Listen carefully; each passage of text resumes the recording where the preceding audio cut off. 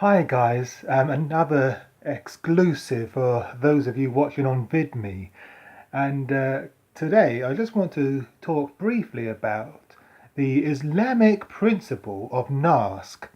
What is Naskh? Well, basically the principle of Naskh is where later verses in the Quran supersede, render obsolete earlier verses in the Quran. Let me explain further. You see, there are many contradictions in the Quran. For example, in earlier verses, especially in the second surah, the cow, there are many peaceful verses in the Quran. And these peaceful verses are often quoted by Islamic apologists when they're trying to prove that Islam is a religion of peace, and when they're trying to put distance between Islam and Islamic terrorism. But in later verses of the Quran, there are more violent verses, such as the famous verse of the sword, kill the kuffar wherever you find them. So how do they get around this? With the principle of Naskh. Now, let me explain.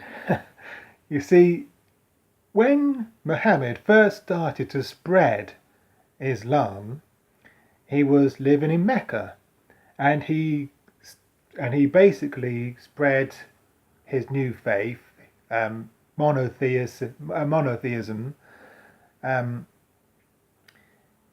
to his friends, family, and neighbours.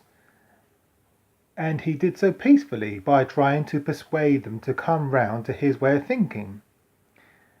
And although he gained a few converts, mostly his family and close friends, most of the people in that area started to persecute him and his disciples, if you like.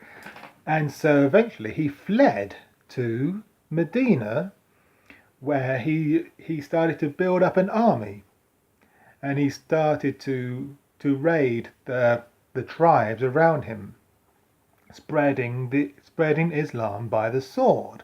And of course he conveniently got verses revealed to him by Allah that justified this behavior, the more violent verses, like the one that I've just mentioned. And so the principle of Naskh states that verses that were revealed to Muhammad in Mecca supersede the verses revealed to him in Medina. So the more violent verses are the ones that are current, if you like, and the more peaceful verses that he got revealed to him earlier are now obsolete. So it's the more violent verses that Muslims should be following. This is the principle of Naskh.